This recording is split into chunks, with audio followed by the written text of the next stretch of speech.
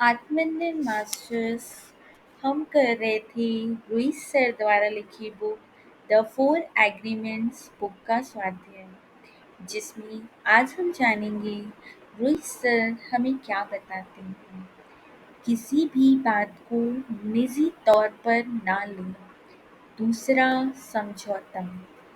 अगले तीन समझौतों का जन्म पहले समझौते से ही हुआ है। दूसरा समझौता कहता है, किसी भी बात को निजी तौर पर ना लें। आपके आसपास जो भी घट रहा हो, उसे निजी तौर पर ना लें। यदि मैं आपको बिना जाने पहचाने सड़क पर देखकर कहता हूँ कि आप मूर्ख हैं, तो वास्तव में ऐसा मैं अपने बारे में कह रहा हूँ, आपके बारे में नहीं। लेकिन यदि आप मेरी बात सुनकर दुखी होते हैं, तो इसका अर्थ है कि आप मेरी बात से सहमत होकर खुद को मूर्ख मानते हैं। हो सकता है आप यह भी सोचें कि इसे कैसे पता? क्या यह मन की बात जान लेता है या सबको दिखाई देता है कि मैं मूर्ख हूँ?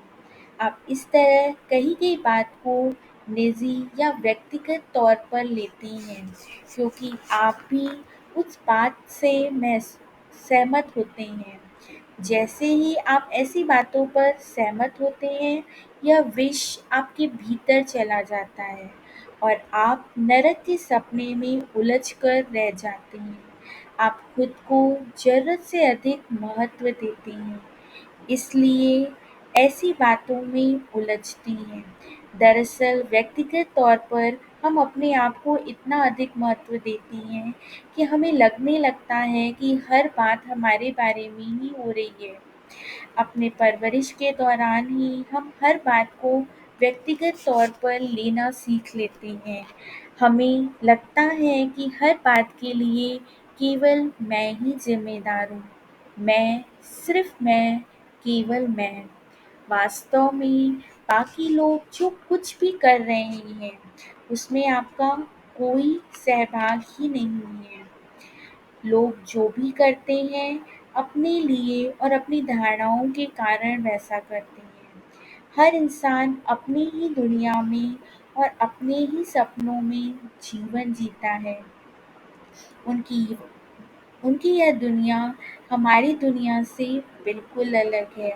जब हम किसी बात को निजी तौर पर लेते हैं, तो यह मान लेते हैं कि लोगों को हमारे बारे में और हमारे जीवन में होने वाली गतिविधियों के बारे में पूरी जानकारी है।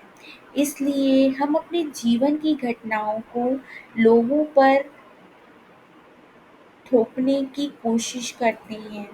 अगर वाक़ई कोई घटना व्यक्तिगत हो, जैसे कोई आपके बारे में गलत शब्द कहकर आपका अपमान करे या आपको बार-बार ताना मारे, तो ऐसे समय पर भी आपको परेशान होने की आवश्यकता नहीं है, क्योंकि सामने वाला जो कुछ भी बोलता है, वह आपके साथ जैसा भी व्यवहार करता है या आपके बारे में वह अपनी खुद की राय बताता है, तो समझें कि ये केवल उसके मन की धारणाएँ मात्र हैं। यह उसका दृष्टिकोण है, जो उसके परवरिश से निर्माण हुआ है। जैसे अगर कोई आपको कहता है कि आप बहुत मोटे दिखते हैं, तो इस बात को निजी तौर पर न लें, क्योंकि सच तो यही है कि वह इंसान अपनी भावनाओं, धारणाओं और मान्यताओं के आधार पर ऐसा कह रहा है। आपको मोटा कहकर वह इंसान आपकी ओर शाब्दिक जहर भेजता है। यदि आप उसके शब्दों को दिल से लगाकर दुखी होते हैं, तो इसका अर्थ है उसका भेजा हुआ ज़हर आपके पास आ गया। इसके विपरीत, यदि आप उसके शब्दों पर कोई प्रतिक्रिया न दें, तो उसके शब्दों का आप पर कोई असर नहीं होगा। किसी की बातों को निजी तौर पर लेने से आप आसानी से उनके झांसे में आ जाते हैं। कुछ लोग केवल अपनी एक राय से भी आपको बातों में उलझा सकते हैं और आप उनकी राय को महत्व देकर उनके द्वारा भेजे गए ज़हर को स्वीकार करते हैं। जब आप लोगों की नकारात्मक भावनाओं से सहमत होते हैं, उन्हें स्वीकार करते हैं, तो देखते ही देखते उनकी नकारात्मक भावनाओं का कचरा आपका हो जाता है। अचानक आप स्वयं को शक्तिहीन महसूस करने लगते हैं। आपकी प्रतिकार करने की क्षमता खत्म सी होने लगती है, जबकि प्रतिकार की बढ़ती हुई क्षमता ही इस समझौते का सबसे बड़ा उपहार है। जब बातों को निजी तौर पर लेते हैं, तो आपको ही तकलीफ होती है। ऐसे में आप अपनी धारणाओं का बचाव करने लगते हैं और इसी से संघर्ष शुरू होता है। आप छोटी सी बात का बतंगड़ बना लेते हैं, क्योंकि आपके मन में खुद को सही और बाकी सबको गलत साबित करने की होड़ लग जाती है। आप हमेशा अपनी राय देकर स्वयं को ही साबित करने की कोशिश करती हैं। ठीक इसी तरह आप जो भी महसूस करती हैं या जो भी कार्य करते हैं, वह आपके अपने निजी सपनों की धारणाओं पर निर्भर होता है। इसलिए आपकी निजी धारणाओं से सामने वाले को कोई लेना-देना नहीं होता। सामने वाला इंसान यदि समझदार है, तो उसे इस बात से कोई फ़र्क नहीं पड़ता कि आप उसके बारे में क्या सोचती हैं। वह कभी आपकी बात को निजी तौर पर नहीं लेता। जब लोग मेरे बारे में कहते हैं कि मिगुएल इस पुस्तक के लेखक, तुम कमाल हो, या मिगुएल तुम बहुत बुरे हो, तब मैं उन दोनों बातों को निजी तौर पर नहीं लेता। मुझे पता है कि जब लोग प्रसन्न होंगे, तो मैं उन्हें देवदूत जैसा ही लगूंगा, पर जब वे गुस्से में होंगे, तो यही कहेंगे कि मैं एक शैतान हूँ। तब फिर मेरे हर कार्य में उन्हें परेशानी होगी। लेकिन लोगों की ऐसी अलग-अलग प्रतिक्रियाओं से मुझे कोई फ़र्क नहीं पड़ता, क्योंकि मुझे पता है कि असल में मैं कौन हूँ। मेरी ऐसी कोई चाहत नहीं है कि लोगों ने में जैस मुझे मैं जैसा हूँ वैसा ही मुझे स्वीकार करना चाहिए। मैं कितने अच्छे काम करता हूँ या कठिन से कठिन काम भी मैंने कैसे हिम्मत के साथ पूरे किए हैं, अपने बारे में लोगों से ऐसी बातें सुनने की भी मुझे उम्मीद नहीं है। मैं सामने वाले की किसी भी बात को निजी तौर पर नहीं लेता। आप जो भी सोचते हैं या जो भी महसूस करते हैं, वह आपकी समस्या है। आप अपने दृष्टिकोण से दुनिया को देखते हैं, इसलिए उसका मुझसे कोई संबंध नहीं है। हर इंसान की अपनी अलग एक राय होती है। बचपन से ही उसकी कई धारणाएँ बनती हैं, इसलिए वह इंसान मेरे बारे में जो भी सोचता है, वह सच ही है। ऐसा ज़रूरी नहीं है। ये सब पढ़कर शायद आप ऐसा कहें कि मिगुएल इस पुस्तक में आपने जो भी लिखा है, उसे पढ़कर मुझे तकलीफ़ हो रही है। लेकिन सच्चाई यह है कि मैंने इस पुस्तक में जो भी लिखा है, उससे आपको तकलीफ़ नहीं हो रही है, बल्कि मेरे शब्द आपके पुराने घावों को छू गए और आपकी पुरानी दुखद भावनाएँ उभर कर आ गईं। इस वजह से आपको तकलीफ़ हो रही है। आप खुद ही अपनी पुरानी भावनाओं को याद कर कर के दुखी हो रही हैं। इसलिए मैं आपके दुःख का कारण हूँ। आपकी इस बात को मैं दिल से नहीं लगाता, लेकिन इसका अर्थ ऐसा भी नहीं है कि मुझे आपकी बात गलत लगी हो या मुझे आप पर विश्वास नहीं है। मैं जानता हूँ कि आप जो कुछ भी बोलते हैं, वह आपके खुद के दृष्टिकोण से आया होता है और आपका दृष्टिकोण सभी से अलग हो सकता है। आपकी फ़िल्म आप अपने मन की धारणाओं के अनुसार अपनी एक फ़िल्म का निर्माण करती हैं। उसके निर्माता, निर्देशक और कलाकार आप स्वयं ही होते हैं। संसार के बाकी सारे लोग आपकी फ़िल्म के सह-कलाकार होते हैं, क्योंकि वह आपकी अपनी फ़िल्म है। आप अपनी इस फ़िल्म को कैसे देखते हैं, यह जीवन के प्रति आपकी धारणाओं पर निर्भर होता है। यह आपका अपना निजी दृष्टिकोण है, जो आपके जीवन का सच है, किसी दूसरे के जीवन का नहीं। इसलिए यदि आप मुझसे नाराज़ हैं, तो उसका कारण मुझे पता है कि आप अपनी धारणाओं की वजह से नाराज़ हुए हैं। आपके नाराज़ होने से निश्चित ही मुझे भी बुरा लगा है। दरअसल आप भय के माहौल में हैं, इसलिए नाराज़ हुए हैं, वरना आप कभी भी मुझसे नाराज़ न होते, मुझसे नफ़रत न करते। अगर आप भयभीत न होते, तो आपको क्रोधित या दुखी होने की आवश्यकता ही न होती।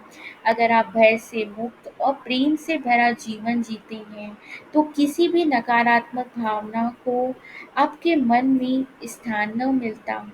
नकारात्मक भावनाओं के बिना निश्चित ही आप खुशहाल जीवन जीते। जब आप खुश होते हैं, तो आपको अपने आसपास की हर चीज़ अच्छी लगने लगती है। उस समय आप भी बहुत खुश होते हैं। आप अपने आप से प्रेम करते हैं, इसलिए अपने आसपास की हर चीज़ से प्रेम करने लगते हैं। आप अपने आप को जैसा है वैसा स्वीकार करने लगते हैं। खुद को स्वीकार करने से आपको अपने जीवन का सच्चा आनंद मिलने लगता है। जब आप अपनी ही बनाई हुई धारणाओं से खुश होते हैं, तब उन धारणाओं से बनी फ़िल्म से भी आपको खुशी मिलती है। इस अवस्था में आपको चारों ओर खुशहाली ही नज़र आती है। जीवन की हर छोटी-बड़ी बात आपको खुशी प्रदान करती है। खुशी की इस अवस्था में आपको सब कुछ अद्भुत और सुंदर लगने लगता है। आप इस अवस्था में आप अपने आसपास की हर चीज़ की सराहना करते हैं और उससे प्रेम भी करते हैं। लोग जो भी कहें, करें या सोचें, उन बातों को व्यक्तिगत तौर पर ना लें। अगर वे आपको एक अच्छा इंसान मानते हैं, तो वे आपकी वजह से ऐसा नहीं मानते हैं। आपको उनकी ऐसी बात को भी गंभीरता से लेने की कोई ज़रूरत नहीं है, क्योंकि आप पहले से जानते हैं कि आप एक अच्छे इंसान हैं। इसके लिए ज़रूरी नहीं है कि कोई और आकर आपको आपकी ही अच्छाई बताए। किसी के भी द्वारा कही गई अच्छी और बुरी दोनों भी बातों को निजी तौर पर ना लें। लोग आपके बारे में जो भी राय रखते हैं, वह सच नहीं होती। लेकिन यह भी ज़रूरी नहीं है कि आप अपने बारे में जो राय रखते हैं, वह भी सच ही हो। इसलिए आप अपने बारे में जो भी कहते हैं, उसे भी दिल से ना लगा लें। हमारे मन के पास ऐसी क्षमता होती है कि वह दूसरे आयामों में आने वाली जानकारी प्राप्त कर सकता है। इंसान के मन में खुद के साथ बातचीत करने की क्षमता होती है। इसके साथ वह अन्य आवाज़ों को भी अच्छी तरह से सुन सकता है। कई बार आप अपने मन में आने वाली आवाज़ को सुनकर हैरान होते हैं कि वह कहाँ से आ रही है। मन में कई सारे विचार एक साथ आते रहते हैं, इसलिए आप अपने मन की आवाज़ को पहचान नहीं पाते।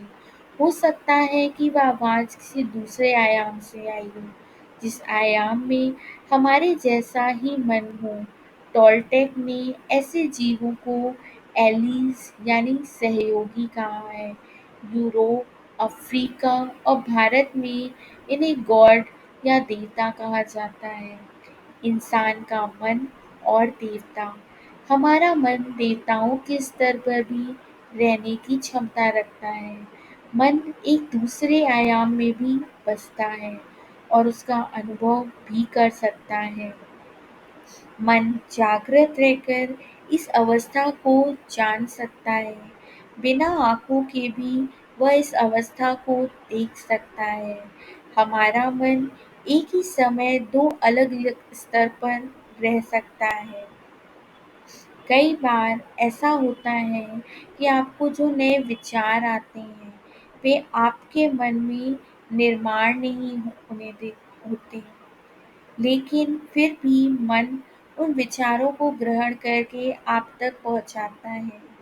मन में आया यह वह आवाज़ सुनना है या नहीं, उसे महत्व देना है या नहीं, इस बात का पूरा अधिकार आपके पास होता है। जिस प्रकार हम यह तय करते हैं कि हमें अपने ग्रह के सपने को महत्व देना है या नहीं, उसी प्रकार अपने भीतर से आई आवाज़ को सुनना है या उस पर ध्यान ही नहीं देना है, इस बात को हम खुद तय कर सकते हैं। हमारा मन अपने आप से भी बातें कर सकता है और अपनी बात सुन भी सकता है। जिस प्रकार आप अपने शरीर को विभाजित करते हैं, उसी सहजता से मन भी स्वयं को विभाजित करता है। जैसे अगर आप कहते हैं कि मेरे 2 हाथ हैं, मैं अपने एक हाथ को हिलाता हूँ और दूसरे हाथ से पहले हाथ की हलचल का अनुभव कर सकता हूँ। उसी प्रकार हमारा मन एक ही समय पर बात कर सकता है और अपनी बात को सुन भी सकता है। दरअसल मन का एक भाग सुन रहा होता है और दूसरा भाग बोल रहा होता है। लेकिन समस्या तब होती है जब आपके मन के हजारों भाग एक साथ बात करते हैं, और इसी को माया या मिटोटे कहते हैं। याद है ना, माया का बाजार? यह माया एक बड़े बाजार की तरह है, जिसमें हजारों लोग एक साथ बात करते हैं और विचार विनिमय यानी कि आदान प्रदान करते हैं। हर किसी के अपने विचार और भावनाएं होती हैं। इसके साथ ही हर किसी का अपना अलग नज़रिया होता है। यह ज़रूरी नहीं कि हमारे जीवन में निर्माण हुई धारणाएं बाकी लोगों की धारणाओं से मिलती-जुलती हों। हर धारणा की अपनी एक अलग विशेषता होती है। उसका अपना व्यक्तित्व और स्वर होता है। हर धारणा एक दूसरे के विपरीत जाती है और देखते ही देखते इस संघर्ष का रूपांतरण किसी महायुद्ध में होता है। इस माया की वजह से ही इंसान यह नहीं जान पाता कि उसे सही मायने में क्या चाहिए, कैसे चाहिए और कब चाहिए। उसके मन के अलग-अलग हिस्से अपने आप से ही सहमत नहीं हो पाते, क्योंकि मन का एक हिस्सा कुछ चाहता है तो दूसरा हिस्सा उससे विपरीत चाहता है। मन का एक हिस्सा कुछ विचारों और भावनाओं का समर्थन करता है तो दूसरा उन्हीं बातों के लिए आपत्ति लाता है। एक ही समय पर कई सारे विचार एक साथ आने पर आंतरिक मतभेद निर्माण होता है। इस परिस्थिति से बाहर आने के लिए सबसे पहले हमें अपनी सारी धारणाओं पर फिर से सोच विचार करके उसका क्रम अनुसार नियोजन करना चाहिए। ऐसा करने से ही मन के सारे संघर्षों को हम मिटा सकते हैं और माया के पंजे से भी बच सकते हैं। प्रस्तुत पुस्तक में आपको बार-बार बताया जा रहा है कि किसी भी बात को निजी तौर पर ना लें। ऐसा इसलिए बताया जा रहा है क्योंकि जब आप किसी बात को ज़रूरत से अधिक महत्व देते हैं, उसे निजी तौर पर लेते हैं, तो ऐसा करके आप अपने जीवन में समस्याओं को न्योता देते हैं। इंसान जीवन के अलग-अलग स्तर पर कई सारी भिन्न-भिन्न बातों की ओर आकर्षित होता रहता है। समाज में ऐसी कई बातें हैं जो इंसान को आकर्षित होने में सहायता करती हैं। वास्तव में लोग एक दूसरे के कष्ट में सहभागी होना स्वीकार करते हैं। यदि आप लोगों को अपमानजनक व्यवहार की उम्मीद रखते हैं, तो आपको अपमानित करने वाले कई सारे लोग आपके आसपास ही रहेंगे। ठीक इसी प्रकार यदि आपके आसपास कोई ऐसा इंसान है जो स्वयं अपमानित होना चाहता है, तो आपके द्वारा ही ऐसा कोई कार्य होगा जिससे उस इंसान का अपमान होगा। ये ऐसा हुआ जैसे कुछ लोग अपने ही शरीर पर एक छोटा बोर्ड लगाकर घूमते हैं जिस पर लिखा होता है, मेरा अपमान करो, मुझे परेशान करो। इस कारण दिन भर में जो कोई इंसान उनसे मिलता है वह उन्हें परेशान करता है और उन्हें अपमानित भी करता है। जब आप सजगता के साथ लोगों के बीच जाते हैं, तब आप यह महसूस करते हैं कि लोग आपके साथ झूठ बोल रहे हैं। इतना ही नहीं, बल्कि आपकी सजगता और अधिक बढ़ने पर आपको महसूस होता है कि आप तो खुद के साथ भी झूठ बोल रहे हैं। इसलिए कभी भी यह उम्मीद न रखें कि लोगों ने आपके साथ हमेशा सच ही कहना चाहिए। सबसे पहले आपको खुद पर विश्वास करना होगा, क्योंकि इसी के माध्यम से आप यह तय कर सकते हैं कि सामने वाले पर भरोसा रखना है या नहीं। जब हम लोगों को वैसे ही देखते हैं जैसे वे हैं और उनकी बातों को निजी तौर पर नहीं लेते हैं, तो उनके कुछ भी करने या कहने से हमें कोई फ़र्क नहीं पड़ता। भले ही वह झूठ ही क्यों ना बोली, लेकिन आपको इससे कोई फ़र्क नहीं पड़ेगा। लोग आपसे झूठ बोलते हैं क्योंकि वे डरे हुए हैं। उन्हें डर है कि कहीं सच बताने से उनका कोई रहस्य आपको पता चल जाएगा या आप यह जान जाएँगे कि वे परफ़ेक्ट नहीं हैं। यह सामाजिक मुखौटा उतारना बहुत पीड़ादायक होता है। कुछ लोगों की कथनी और करनी में फ़र्क होता है, लेकिन यदि आप ईमानदार हैं, तो आप उनके हर कार्य पर ध्यान देंगे, मगर उनकी निजी किसी भी पर मगर उनकी किसी भी बात को निजी तौर पर नहीं लेंगे। इस तरह आप खुद को बहुत सारी भावनात्मक पीड़ा से बचा लेंगे। ऐसे समय पर शांत रहकर यह विश्वास रखें कि आपके लिए मदद आ रही है। जब तक मदद नहीं आती, तब तक आप शांत बने रहेंगे। अगर कोई आपके साथ प्रेम और सम्मान से पेश नहीं आता, तो उसका आपके जीवन से जाना ही आपके लिए उपहार है।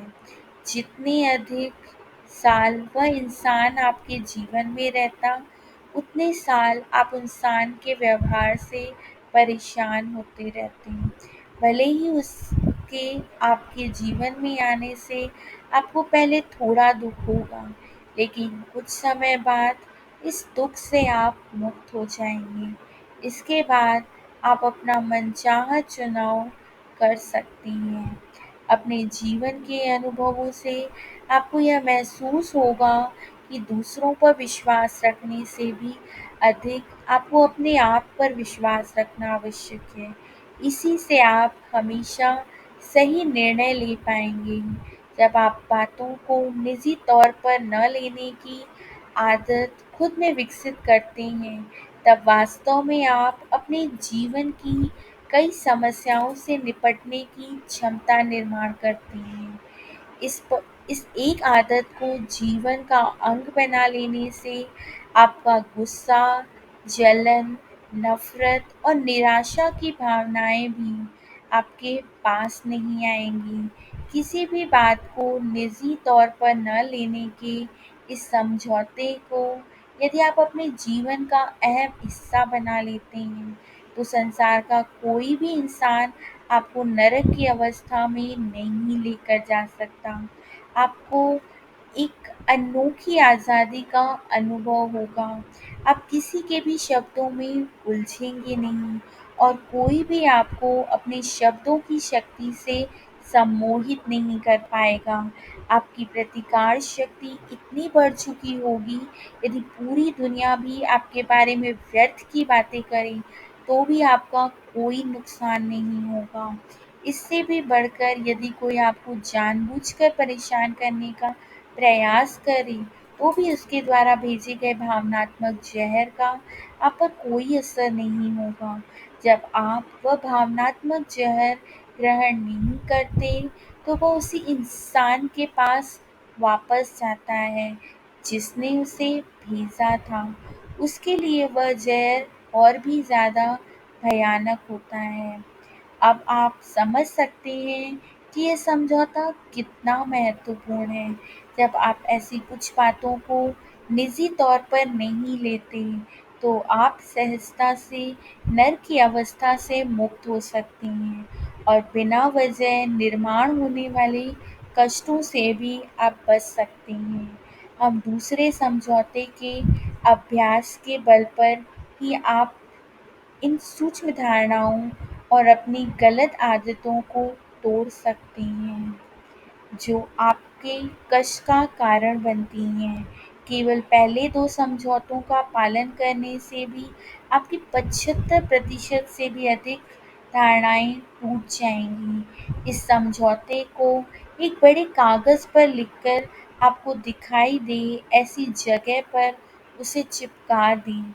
इससे आपको हमेशा याद रहेगा कि किसी भी बात को निजी तौर पर नहीं लेना है। जब आप इस समझौते का पालन करते हैं, तब दूसरे लोगों की बातों पर विश्वास रखने के लिए आप बाध्य नहीं होती। कोई भी निर्णय लेते समय आप केवल अपनी ही राय को अधिक महत्व देती हैं। आप किसी और के कार्य के लिए ज़िम्मेदार नहीं होते। आपको केवल अपने कार्य की ज़िम्मेदारी लेनी होती है। परिणामस्वरूप लोगों के गलत व्यवहार से या उनके गलत शब्दों से आप दुखी नहीं होते। इस समझौते का पालन करने से आप खुले मन से सारी दुनिया में घूम सकती हैं।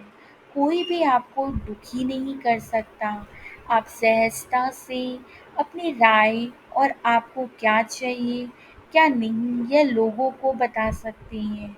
बिना किसी अपराध बोध के आप अपने निर्णय और सुझाव दे सकती हैं। आप अपने हृदय की बात सुनकर कोई भी कार्य कर सकती हैं। नरक के बीच रहकर भी आप शांति और आनंद का अनुभव कर सकती हैं। फिर आप परम आनंद की स्व की अवस्था में रह सकती हैं, जहाँ पर नरक का कोई असर नहीं होगा। ऐसे स्वर्गीय अनुभव में आप रह सकती हैं। Thank you friends.